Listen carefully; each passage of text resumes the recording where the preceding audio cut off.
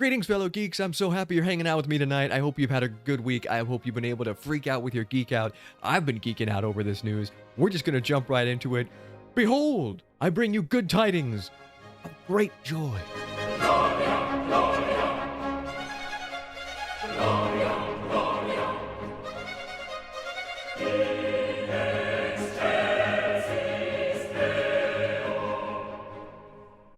That's right, fellow geeks. The Max animated series Velma has been canceled after just 2 seasons.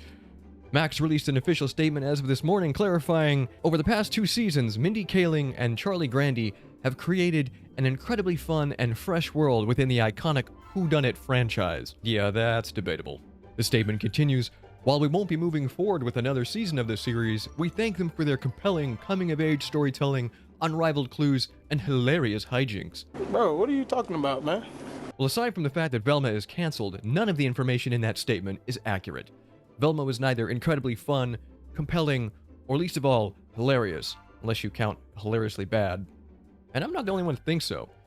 Variety columnist Joshua Alston wrote of the series, these characters are just really unpleasant to spend time with, and it starts at the top with Velma, whose selfish and misanthropic tendencies aren't diluted by her moments of vulnerability. Of course, that bastion of entertainment news Collider couldn't help but jump into the fray with their own take on it.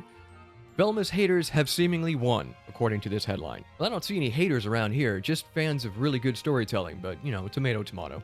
I read through the rest of the article, and naturally Collider doesn't have anything constructive to say, so we're moving on. Now, I'm sure some of you keyboard warriors are sharpening your knives for me already. Why celebrate Velma's cancellation? Why would you celebrate a show being canceled at all?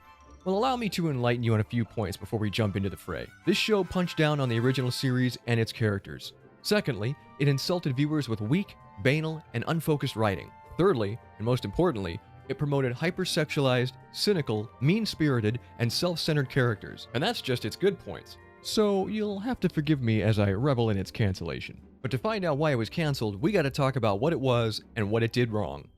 Velma was a theoretical comedy about the origins of the Mystery Inc. team, with almost no discernible connection to the original, aside from the characters' names and vaguely familiar appearances in a squint hard enough and you just might see it kind of way. While Velma did a fair job of representing the various tropes of a teen drama, from high school cliques to the unrequited love and struggles at home, it's all presented by uninteresting, cynical, self-centered, and downright unlikable characters. Not to mention, the whole thing was written to appeal to the theoretical and ever-elusive modern audience. But I don't think it was just the mythical modern audience that Velma was made for. Velma was made by executive producer Mindy Kaling for the entertainment of Mindy Kaling. It was a shameless self-insertion into a popular and beloved franchise, a blatant vanity project filled with snarky, misplaced, self-referential humor and dated cultural references. Another strike against this show was that it just didn't feel like Scooby-Doo. Regardless of the fact that this show theoretically took place before the gang became the Mystery Inc. crew we all fell in love with, it involved those characters in name only, and left out the most lovable aspect that made the original show a hit. You know, like Scooby-Doo. This famous cartoon pup didn't even make one cameo. Not one damn paw print could be found. It was one of many reasons this dumpster fire of a show failed. The whole thing felt like it was fan fiction dreamt up by a Cartoon Network executive on a bad acid trip. Velma itself also had no connection to the original aside from perhaps the names. In fact, it was such a disconnect from the original, it would be akin to remaking Fat Albert, only now he's a skinny rich kid surrounded by his affluent friends in the Pacific Palisades. You might be left wondering, what does this have to do with Fat Albert? And the answer is, nothing. So why the hell was this show called Velma? Evidently, viewers asked themselves the same question and were clearly not impressed with what they saw, as evidenced by the abysmal Season 1 Rotten Tomato score and only marginally better Season 2, but the second season bump I really wouldn't count as an improvement.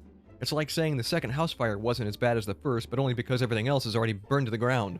Another reason for the show's failure is that it disregarded and disrespected the original source material by completely rewriting the backstories of existing characters while making mockeries of others, like Fred.